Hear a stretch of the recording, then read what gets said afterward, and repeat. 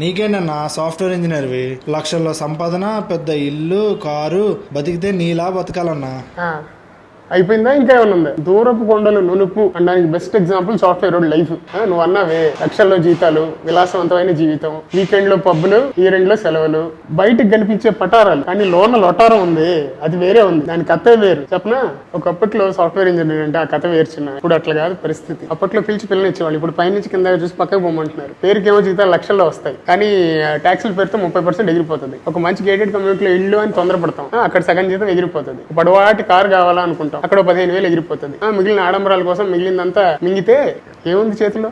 చెప్ప ఎప్పుడే అయిపోలేదు. ఇది ఓన్లీ సోషల్ లైఫ్.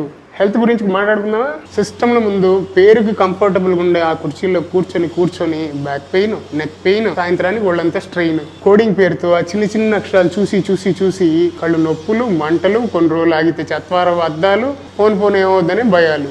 ఇది కాక ఆడెవడో యూఎస్లోనో యూకేలోనో కూర్చో ఉంటాడు. వాడి టైమింగ్స్ మ్యాచ్ చేయడానికి ఏ టైంలో పడితే ఆ టైంలో పనిచేసి నిద్ర పట్టదు, ఇన్సోమ్నియా. అది కాక నువ్వు చేసే పని ఏంటి? సాఫ్ట్వేర్ ఇంజనీర్ అంటే నా జాబ్ ఏమిటి? కూర్చొని చేసే పని. ఆ మాత్రం గుప్పెడు పొట్టుండదా కదా? అదృష్టవశాత్తు నాకు రాలేదు, కానీ ఈ ఒబిసిటీ మాలో చాలా మందిని ఇబ్బంది పెడుతుంది. బాగా డబ్బులు సంపాదించడం వల్ల వచ్చిన బలుపు అనుకుంటారు, కానీ కూర్చొని ఉండడం వల్ల వచ్చిన బలుపు అది. ఇలా కూర్చొని ఉండడం వల్ల బద్ధకం వచ్చేసి ఇదిగో ఇలాంటి వాచ్లు పెట్టుకుని రోజుకి ఇన్ని స్టెప్పులు నడిచాము, అన్ని కిలోమీటర్లు నడిచాము